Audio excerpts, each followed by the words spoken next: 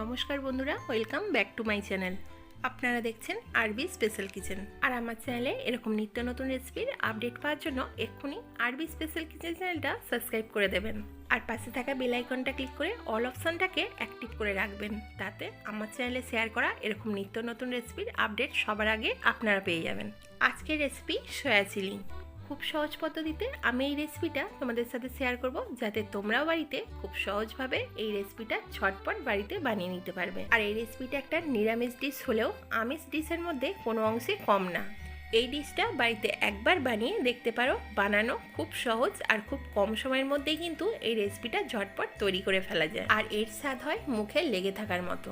আর এই রেসিপিটার সাথে থাকছে অনেক রকমের টিপস, যেগুলো ফলো করলে তোমরাও বাড়িতে খুব সহজভাবে এরকম পারফেক্ট সয়া চিলি বানিয়ে নিতে পারবে। সবার প্রথমে আমি এখানে নিয়ে নিয়েছি 10 থেকে 12টার মতন শুকনো লঙ্কা। আমি এই পুরো রেসিপিটা কিন্তু শুকনো লঙ্কা দিয়ে করব, তোমরা চাইলে গুঁড়ো লঙ্কা বা কাঁচা লঙ্কা দিয়েও রেসিপিটা করতে পারো। এখন আমি শুকনো লঙ্কাগুলো 10 মিনিটের জন্য গরম জলে ভিজিয়ে রেখে দেবো। লঙ্কাগুলো নরম হয়ে যাবে। আর 10 মিনিট পর জল থেকে তুলে আমি মিক্সির মধ্যে খুব ভালো করে এটাকে ব্লেন্ড করে নেবো। এরপর আমি এখানে নিয়ে নিয়েছি 250 গ্রামের মতন সয়াবিন। আচ্ছা, এখন এই সয়াবিনগুলোকে খুব ভালো করে জলে ভিজিয়ে নিতে হবে। এখানে সয়াবিনটা ভেজানোর টেকনিক আছে, সেটা তোমরা দেখে নাও বা এটাকে টিপসও বলতে পারো। সবার প্রথমে আমি গ্যাসের মধ্যে কিছুটা জল নিয়ে গরম বসিয়ে দিয়েছি, তার মধ্যে দিয়ে দিয়েছি আমি 1 টেবিল চামচ নুন। আচ্ছা, এখানে কিন্তু জলটা খুব বেশি ফুটবে না, ঠিক এরকম যখন গরম হয়ে আসবে তখন গ্যাসটাকে অফ করে দিতে হবে। গ্যাসটাকে অফ করে দিয়ে আমি এখানে সব সয়াবিনটা জলের মধ্যে দিয়ে দিলাম। একটা স্প্যাচুলার সাহায্যে আমি সয়াবিনগুলো ভালো করে নাড়াচাড়া করে নিচ্ছি, যাতে সয়াবিনটা খুব ভালো করে জলের মধ্যে ভিজে যায়। সয়াবিনগুলো একটু ভালো করে নাড়াচাড়া করে নিয়ে আমি এটাকে 10 মিনিটের জন্য ঢাকা দিয়ে রেখে দেবো। এখন ফিরে এলাম 10 মিনিট পর। তো তোমরা দেখতেই পাচ্ছ আমার সয়াবিনগুলো খুব ভালো করে ভিজে গেছে। আবারও একটা স্প্যাচুলার সাহায্যে আমি নাড়াচাড়া করে নিচ্ছি। এখন আমি এটাকে এইভাবে রেখে কিছুক্ষণের জন্য ঠান্ডা করে নেবো। সয়াবিনগুলো যখন খুব ভালো করে ঠান্ডা হয়ে যাবে তখন এইভাবে হাত দিয়ে চিপে চিপে জলটা বার করে দিতে হবে। আর একটা প্লেটের মধ্যে আমি সয়াবিনগুলো এইভাবে রেখে দিচ্ছি।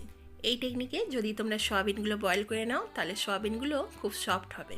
এখন সব সয়াবিন থেকে এরকমভাবে জল বার করে একটা পাত্রের মধ্যে আমি সয়াবিনগুলো নিয়ে নিই। এখন আমি সয়াবিনটা একটু ম্যারিনেশন করে নেবো, তার জন্য আমি 1 টেবিল চামচ দিয়ে দিলাম আদা রসুন পেস্ট। এবার দিয়ে দিচ্ছি একই চামচের 1.5 টেবিল চামচ ব্লেন্ড করে রাখা শুকনো লঙ্কাটা। তবে এখানে ঝালটা তোমরা তোমাদের পছন্দ মতো দিয়ে দেবে। বাইন্ডিংয়ের জন্য দিয়ে দিচ্ছি এই চামচে 1.5 টেবিল চামচ কর্নফ্লাওয়ার। ভাজার সময় ক্রিস্পি করার জন্য আমি এখানে দিয়ে দিচ্ছি 1 টেবিল চামচ ময়দা। আর ম্যারিনেশনটা স্মুথ করার জন্য আমি এখানে দিয়ে দিচ্ছি 1 টেবিল চামচ সাদা তেল। সবার লাস্টে দিয়ে দিচ্ছি পরিমাণ মতো নুন। এখন সব ইনগ্রিডিয়েন্টসগুলো হাত দিয়ে সয়াবিনের সাথে খুব ভালো করে মিশিয়ে নিতে হবে।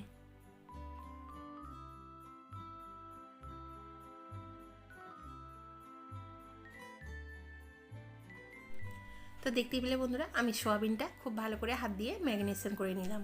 এখন সয়াবিনটা ভাজার জন্য আমি এখানে গ্যাসের মধ্যে একটা কড়া বসিয়ে দিয়েছি, তার মধ্যে আমি কিছুটা সাদা তেল দিয়ে দিলাম। তেলটা খুব ভালো করে গরম হয়ে যাওয়ার পর আমি একটা খুন্তির সাহায্যে অল্প অল্প করে সয়াবিন এইভাবে তেলের মধ্যে ছেড়ে দিচ্ছি। সয়াবিনটা আমি এখানে একবারে দেবো না, অল্প অল্প করে এইভাবে তেলের মধ্যে ছেড়ে আমি সয়াবিনটা খুব ভালো করে ভেজে নেবো।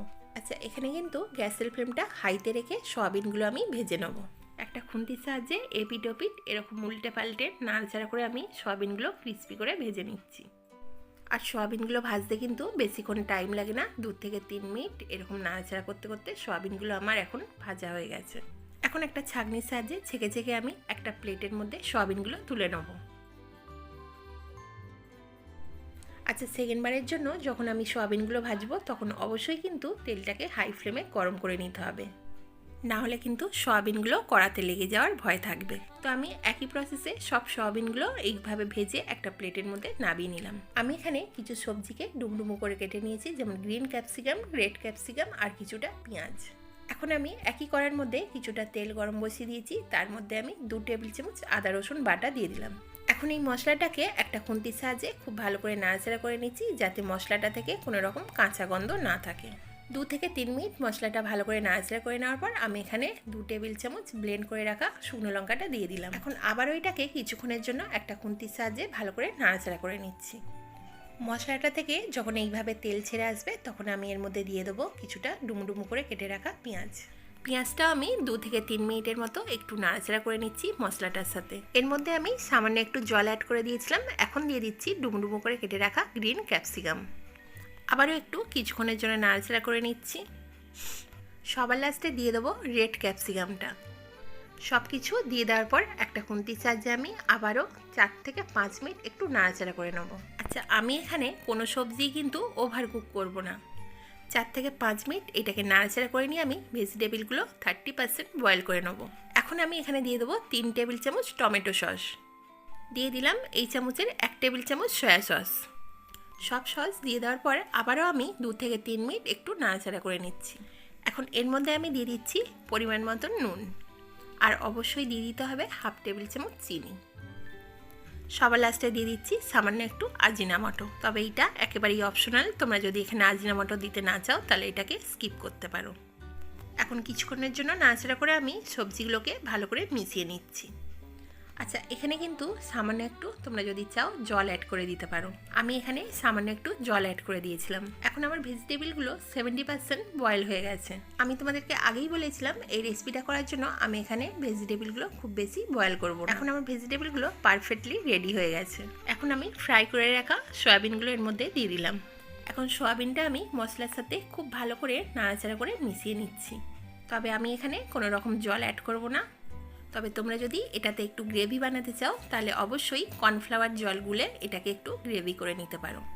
4 থেকে 5 মিনিট একটু নাড়াচাড়া করে নিচ্ছি। এখন আমার এইটা পুরোপুরি রেডি হয়ে গেছে। একটা প্লেটের মধ্যে আমি এখন সার্ভ করে নেব। আশা করছি এই সম্পূর্ণ রেসিপিটা তোমাদের ভালো লেগেছে। হঠাৎ করে বাড়িতে কোনো গেস্ট এসে গেলে এই রেসিপিটা কিন্তু তোমরা ঝটপট বানিয়ে তাদেরকে সার্ভ করতে পারো। বা ভেজ স্টার্টার হিসাবে যদি তোমরা কোনো রেসিপি ট্রাই করতে চাও তাহলে এইটা একদম পারফেক্ট একটা রেসিপি। আর এর টেস্ট কিন্তু দারুণ হয়। বাচ্চা থেকে বড় সবাই কিন্তু এই রেসিপিটা খুব পছন্দ করবে। এই রেসিপিটা যদি তোমরা স্টার্টার হিসাবে খেতে চাও বা রুটি, পরোটা, লুচি সব কিছুর সাথে কিন্তু এই রেসিপিটা জমে যাবে। আমার সকল বন্ধুদের কাছে রিকোয়েস্ট হলো একবার হলেও এই রেসিপিটা বাড়িতে ট্রাই করে দেখো। তাহলে আজকের এই রেসিপিটা তোমাদের কেমন লাগলো অবশ্যই কিন্তু আমাকে কমেন্টে বলো। ভালো লাগলে একটা লাইক করে দিও, আর যতটা পারবে তোমাদের বন্ধুদের সাথে শেয়ার করে দিও। তাহলে আজকের মতন এই পর্যন্তই। দেখা হচ্ছে আবার কোনো নিত্য নতুন রেসিপির সাথে। সবাই সুস্থ থেকো, ভালো থেকো।